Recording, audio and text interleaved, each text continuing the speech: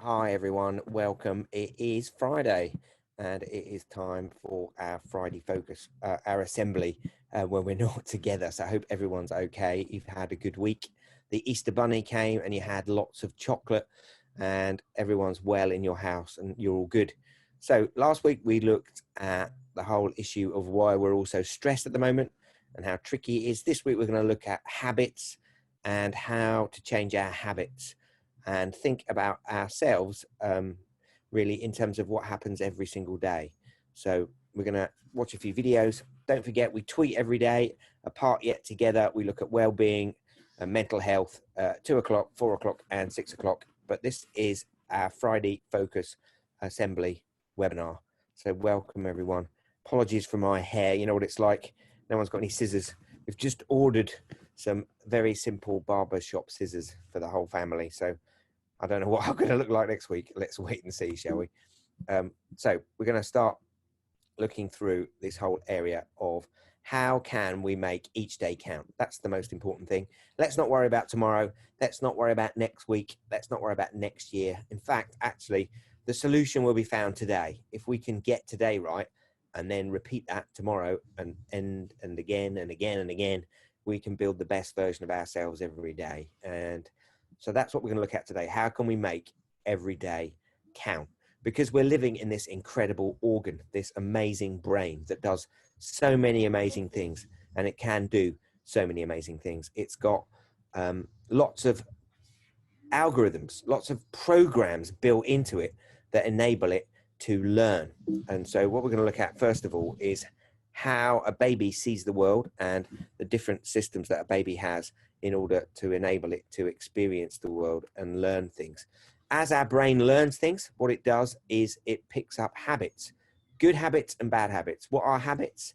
They're really kind of simple responses wired into the brain to enable it to do things without as much effort. So whenever we do a repeat action, that slowly but surely gets wired into the brain, whether it's a good habit like brushing our teeth or a bad habit like biting our nails.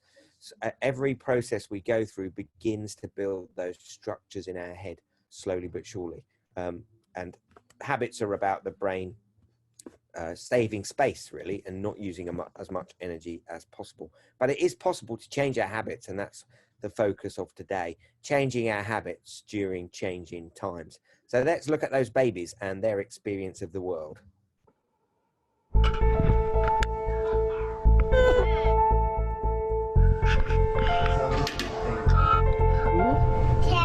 Imagine a world in which infants are trying to make sense of everything. The sight of a face smiling and a voice talking. Who's a silly Billy? All of those senses are awake and alive. To me, that's genius. We all are walking around with brains that got forged early in development. Our brains come ready to learn, but they're not completely formed. The infant brain is coding all the time. They're trying to understand, what are the signals that mean I'm going to be fed? What are the signals that mean I'm going to be loved and touched? The baby's learning that when I give the merest hint of a smile, my parents go gaga. Viva, look here. Felix. They're computational geniuses, but this computational genius takes place through the social channel that codes the most frequent things that happen in their world. And built into that is the drive to do the things that we do so they can be like us. We evolved to make the littlest citizens in the world grow into the full potential adults they become. And the way to do that is to supply innate curiosity and to start with a brain and senses and cognition that's ready to go on day one. Tap, tap. Tap, tap. Tap, tap, sand. You want me to tap the same as you? Yeah. Sand. Get sand on it first? Okay. Yeah. Sand. And we tap it? Yeah. As adults, we have lost some of the creativity of youth. We are not the baby walking down the street, enamored by the picket fence and the bus, with this wide open mind that the poets used to talk about. We have narrowed our views. We're less enthralled by novelty. In fact, our brains tend to keep us on the narrow, in-the-box thinking. And we can already see the decline in the ability to learn like that at 7. There are many ways that we've tried to understand what it means to be human. You can study cave art. You can look at the heavens.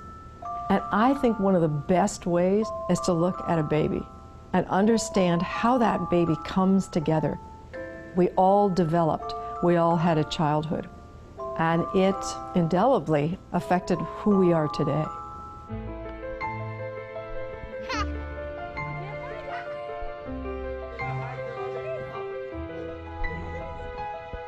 So, our brains are plastic and flexible, and as children, we're really, understandably, very curious about the world because we've not seen everything before, and everything's new.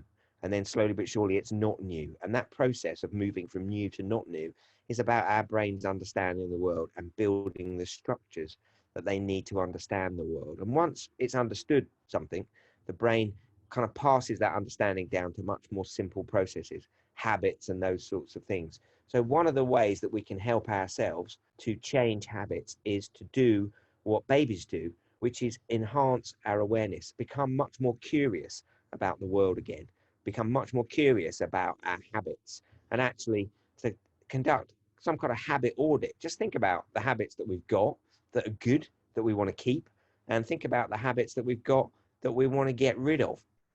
And those habits are wired in to our brains. They're literally connections in our brains. So if we want to change a bad habit, we've actually got to prepare to change that bad habit. Because if we just try and will it, try and stop ourselves following that bad habit, that isn't going to work. We're going to need to actually create some structure that enables us to do that. So this is where I want to talk about the mind and the brain. So the brain is where those habits are wired in. The mind is produced by the brain, and it lags a few seconds behind the brain. So what is the mind? The mind is a model the brain has of itself, a model of how we're doing, and it always lags a little bit behind where the brain is. And so our habits are wired into our brains, but we can use our mind, that place where we think and feel, to think, right, okay, which habits do I like and do I want to keep, and which habits do I want to get rid of?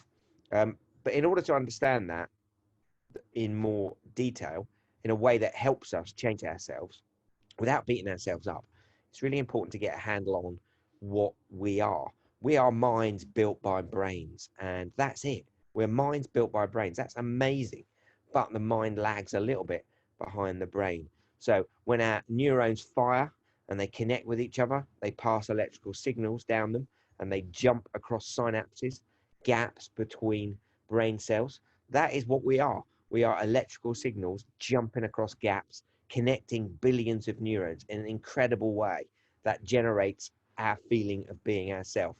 And that being ourselves is the model the brain has of how we're doing. So if we want to change ourselves, we have to live inside our mind and think about which habits we want to change, which structures in our head we want to change. We haven't got to do any surgery or anything like that. We've simply got to develop new habits, new ways of thinking, new ways of responding, new activities and actions. And if we repeat those actions slowly but surely, because that's the way our brain works, it rewires itself to carry those actions out.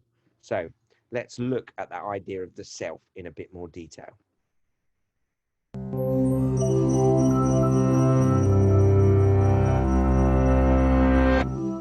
Here are two images of a house. There's one obvious difference, but to this patient, PS, they looked completely identical. PS had suffered a stroke that damaged the right side of her brain, leaving her unaware of everything on her left side. But though she could discern no difference between the houses, when researchers asked her which she would prefer to live in, she chose the house that wasn't burning. Not once, but again and again. PS's brain was still processing information from her whole field of vision. She could see both images and tell the difference between them. She just didn't know it. If someone threw a ball at her left side, she might duck, but she wouldn't have any awareness of the ball or any idea why she ducked. PS's condition, known as hemispatial neglect, reveals an important distinction between the brain's processing of information and our experience of that processing. That experience is what we call consciousness. We are conscious of both the external world and our internal selves.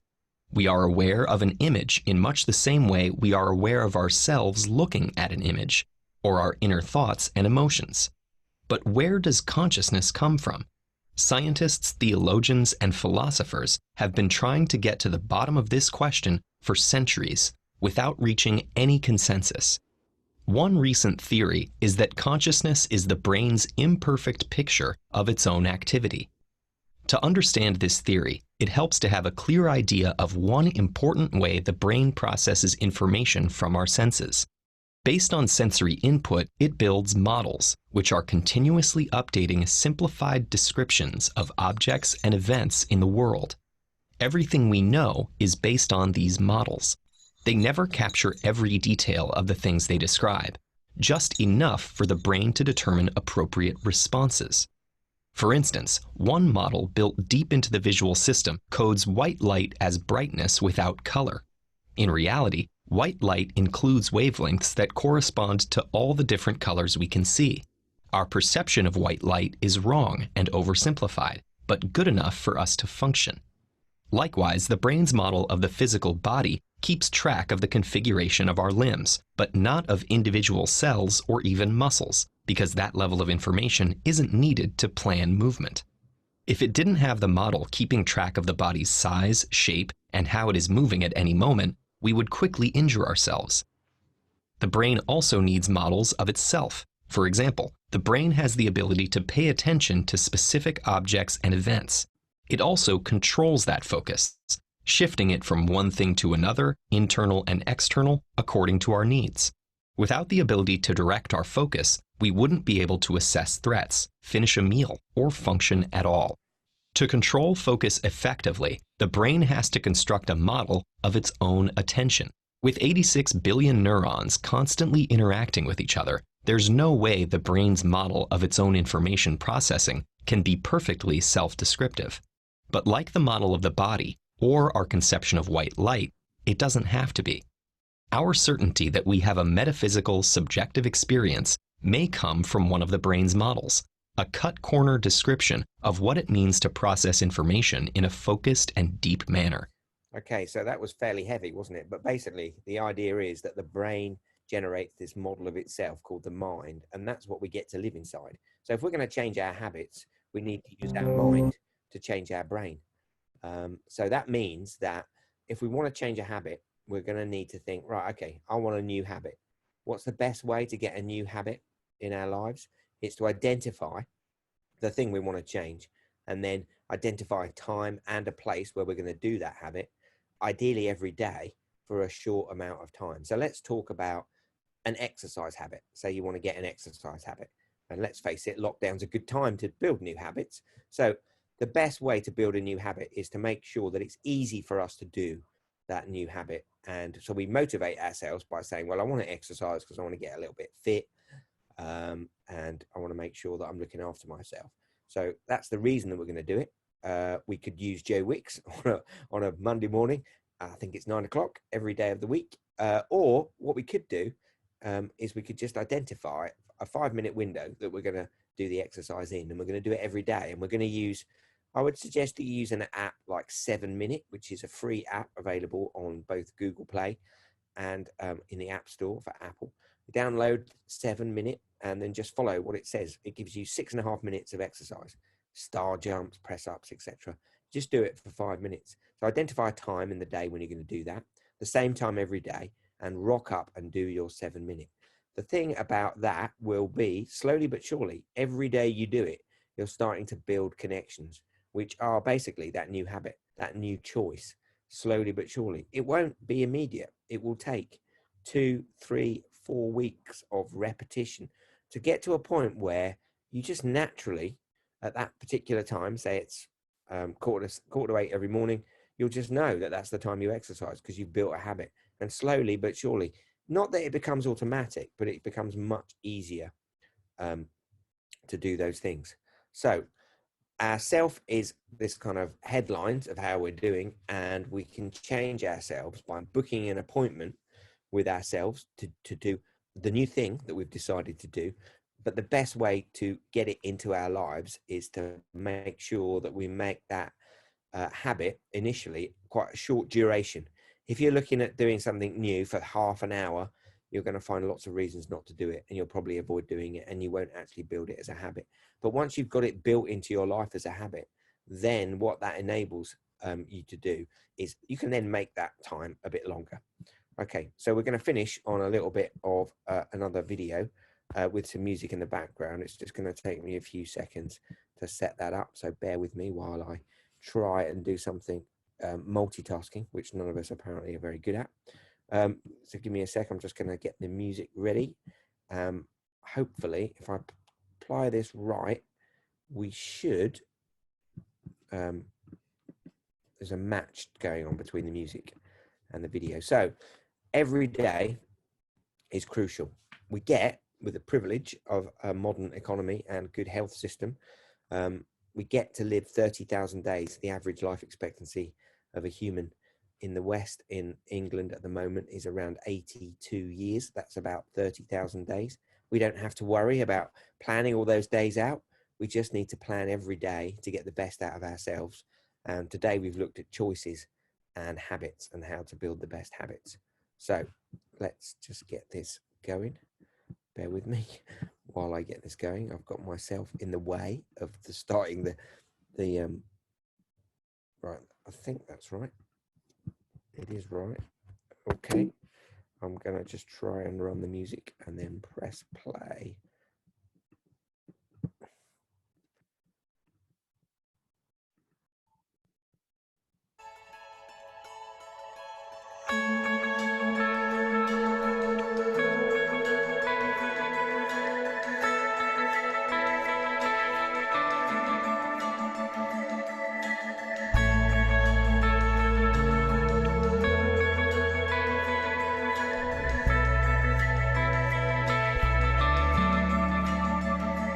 Let it go, let it roll right off your shoulder, don't you know? The hardest part is over, let it in. Let your clarity define you in the end. We will only just remember how it feels. Our lives are made in these small hours, these little wonders, these twists and turns of fate. Time falls away, but these small hours still remain.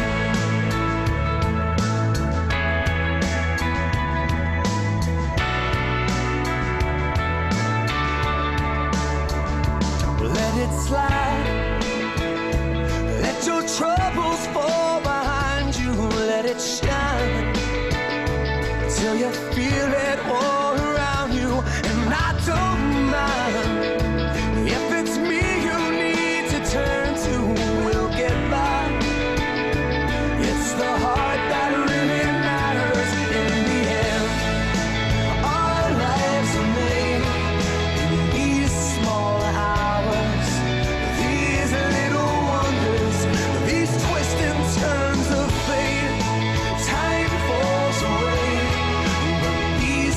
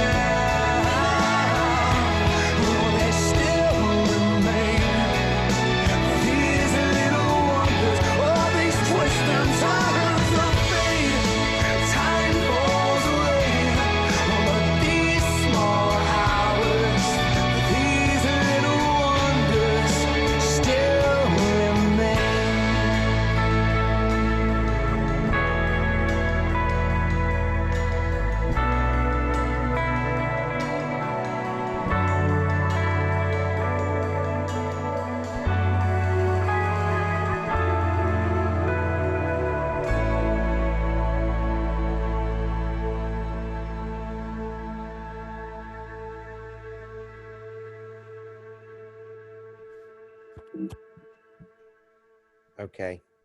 So today we looked at, excuse me, I'm just going to stop.